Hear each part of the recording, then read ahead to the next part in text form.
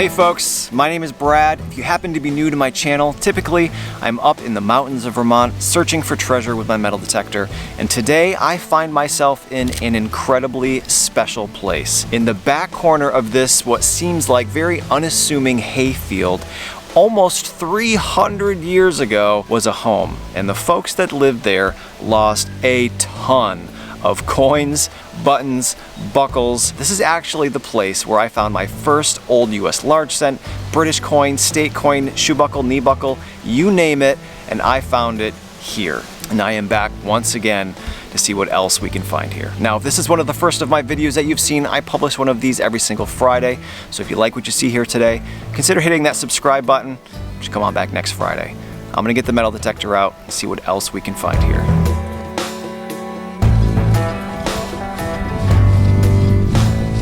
Sounds like we have a pretty deep 82.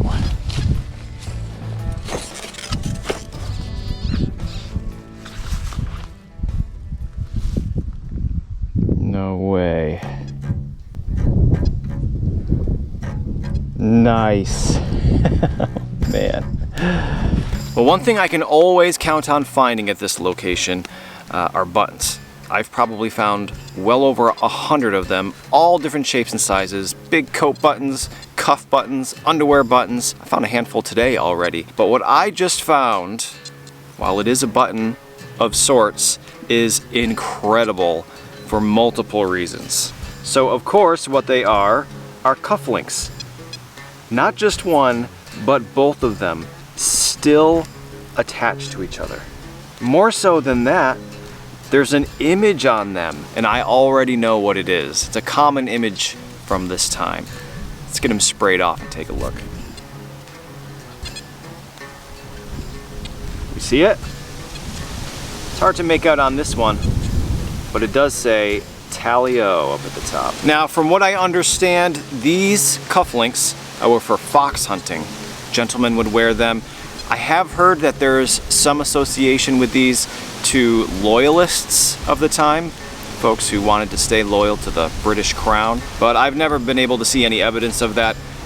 They're for fox hunting, Talio, and I have also heard from a friend who is very knowledgeable of this time period that when we find cufflinks, we call them cufflinks, assuming that they kept the cuff of their shirts together, but they also would wear cufflinks up here, holding the front of their shirt together. So that may very well be what this is. We can see that the link holding them together is still very much intact, which thankfully allowed us to find both pieces. I believe for me this would make Talio fox hunting cuff number 4 and 5, or 2.5. So now I guess I could wear them myself. Have to find the right occasion, I think. Incredible. Talio fox hunting gentleman's cuffs of the late 1700s. Awesome, awesome find. All right, this is a beautiful, beautiful target, 93. Let's see what it is.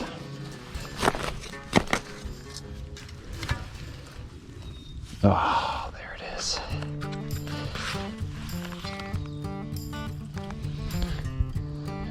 Old copper coin. We're in a real old spot, so it could be anything. So whenever my metal detector reads above a 90 like that, there's always a very, very good chance it's going to be something special like a coin. It's exactly what it was this time. On the back here we can see 1 cent, and as we flip it, this side unfortunately is much more difficult to see, but there is a bust facing left, a bust of Lady Liberty. And you know, I have found over a dozen big copper 1 cent coins here over the last decade or so. And so far, this may be the most modern one I have found. Based on what I can see of the design, which isn't much, I'm gonna guess 1820s to 1830s on this large cent. And every coin I found here previously has been either British coins, state coins, and an earlier version of these US 1 cent coins, the drape busts. The most modern coin found here, but Not modern by any stretch of the imagination. 1820s, 1830s, incredible. It is unfortunately not just dirty, it's very corroded and a lot of the metal is gone now, but we'll see if we can get it cleaned up and take a picture of it. From what I understand, and based on the things I've found here previously, the folks that lived here were gone by the time this coin was made, possibly dropped by a later farmer. Who knows, but I'm happy to have found it. Let's see what else we can find.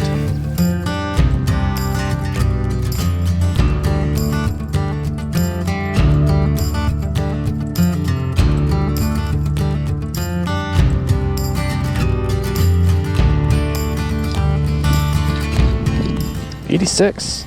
Sounds like a tiny little target, whatever it is. Let's see. Whatever it is tiny. You can see though, there's pottery here, there's brick right here. Man, that might be the smallest button I have ever seen. So when you metal detect places like I typically do, old, usually farms from the middle of the 1700s all the way up into the end of the 1800s, folks back then mostly had metal buttons and they lost them all the time. I don't think it's an exaggeration when I say I have found thousands and thousands of little metal buttons. Usually they're all a pretty standard size for up and down the front of the shirt or on the cuffs. But this button, I honestly have no idea where this would have gone on a garment. My first guess would be something that went to a shoe or a boot. In this particular place, I have found a bunch of shoe buckles and knee buckles, but some shoes of the time did have buttons as well. The point of this is that this is absolutely minuscule.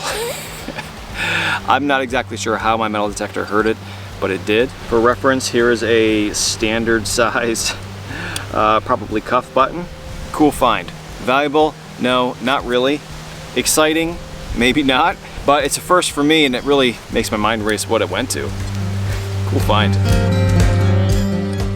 Beautiful target. 86, and it sounds like it's right on top. Very shallow. Let's see here. Right here. So we're gonna be careful when we dig. All right, it's in this dirt clump.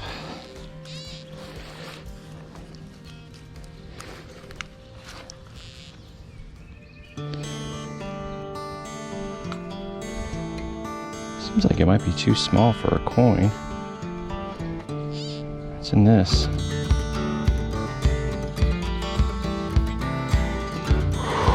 I don't know, that looks like the rim of a silver coin to me. Could be a button. Nope, that's a silver coin.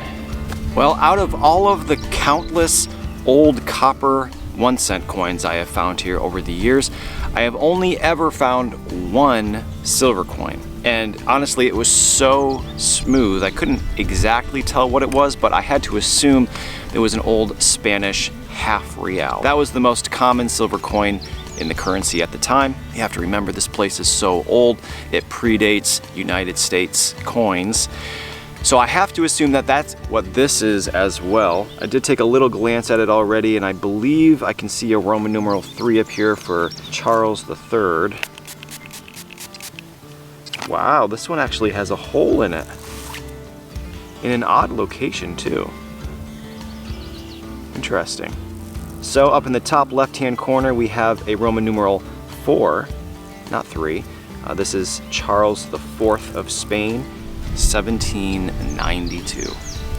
Colonial currency. This does actually post-date the United States, but these foreign coins, Spanish coins, British coins, were actually legal tender here until the middle of the 1800s. And this hole in it is interesting. I don't believe it was worn on a necklace, as we would assume. You can see that the hole is actually square, as if created with a square nail. Hammered to something? To what? I don't know. Imagination runs wild. But that is an awesome old silver coin. Quintessential old New England metal detecting treasure. Awesome, awesome find.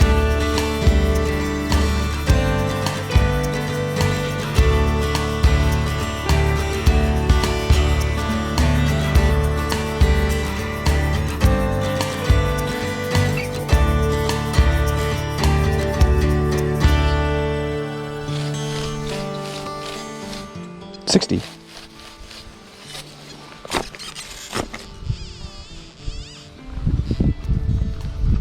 What's that? There's writing on it. New York. Well, I have no idea what this is. It could very well be junk from 1992, but there's writing on it. We're in a very old place, so I thought probably be a good idea to get the cameras out and film us washing this off together. From what I did already see, I can see it says York and there's a W over to the left, maybe Tilfor. It does seem as though it's a product badge with the name of the manufacturer up top, where it was manufactured down below. I might be able to read that name a little bit better looking at it in reverse from the other side. Could be for anything. Hopefully I'm able to figure it out and I can throw that up on the screen for what it actually was from. Interesting find. Maybe. It might be garbage from 1992, but I don't think so. Whenever I find anything that has a name on it, it gives me the opportunity to do the deep dive and the research, which is basically half of this hobby, right? We do the research to find the places, and then sometimes we find things we don't know what it is, and we get to do even more research. And you have to enjoy that part to enjoy the hobby, I think. Whatever it is, it's going to give me something to do when I get home. See what else we can find. Well, I am almost positive this is iron. It sounds like it's a big solid piece of iron, so we'll see what it is.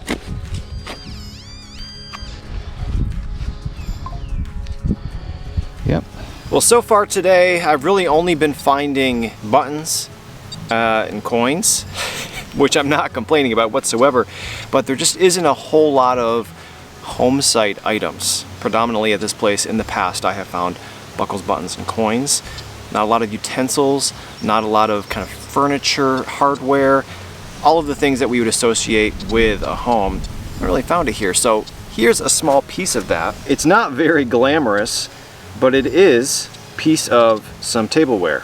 An old all iron knife. This knife, you can see here, this would have been the bolster, the separation from the handle to the blade. The blade is broken off, and the handle is long gone. Now, interestingly, in my experience at sites of this age, most of the utensils we find are either going to be pewter, which I haven't found any of here, or full iron. But it's still, to me, a very cool artifact. You can imagine somebody over 200 years ago sitting around their dinner table cutting up a meal with this knife, and then somehow found its way into the ground, and then in the year 2024 some guy comes along with a machine I'm sure they couldn't even imagine and digs it up and then tells thousands and thousands of people about it. Wonder what they would have thought. Like I said, not the most glamorous or valuable find whatsoever, but it is a look into the lives of the people that lived here in the 1700s. I was happy to find it. Put it in the display case with the rest of these buckles, buttons, and coins. 87, 88. Sounds nice and clean, kind of deep. Let's see what it is. It's green, whatever it is. Copper. There it comes. No way. That's a copper coin. Can you see that starburst in the middle there? I sure can. Well, it is safe to say that this copper coin is quite a bit older than that large cent we found earlier today. Much more in line with the habitation of this piece of land. Let's get it cleaned off and take a look at this thing.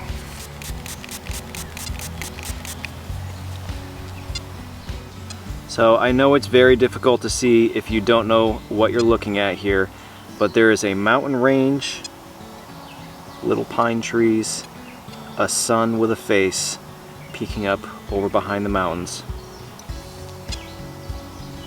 This side is actually pretty beautiful. This is probably my favorite coin of all time to find. I've only found just a few. This is a Vermont copper.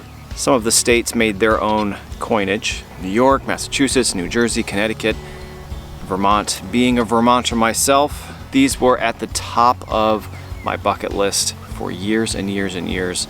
And now that I have a couple of them, I still get just as excited about finding them. This flaky copper coin that's barely recognizable made my month. Old Vermont copper coin. Beautiful. Can't believe it. All right, folks, well, on that note, I'm going to call it quits for the day. And you know, this place is incredible. Not just because of the stunning Vermont mountain view behind me, or that it's where I found my first large cent and British coin and shoe buckle and knee buckle, etc., etc., etc., but because my first trip here was over 10 years ago. I've come at least once a year ever since, and I'm still finding piles of treasures. I got everything I found here out. Let's take a look at it. All right, well, I do believe most of these items were in the video. I don't think there was a whole lot I didn't show, with the exception of this oxen shoe. I found an iron ring, which is probably from a harness or a hame. A bunch of lead, most of it's modern, but I think I did find one old musket ball. We have our iron knife, 7 1/4 buttons, our nameplate for something. I haven't figured it out yet. Hopefully I'm able to figure it out at home. 1 rivet, some piece of pewter. We have the Talio cufflinks. Incredible piece. US large cent, I believe 1820s, 30s. The Vermont copper, 1780s, before Vermont joined the United States, back when we were a republic. We joined in 1791. And last but not least, the half real Spanish silver, 1792, that is holed. I'm guessing not to be worn around the neck because the hole is not on top and it is square. It seems like maybe it was hammered to something for some reason. All in all, an incredible day. All right, folks, well, thanks for watching once again. I hope you enjoyed today's video, and hopefully you'll join me next Friday for another new adventure somewhere up here in the mountains of Vermont.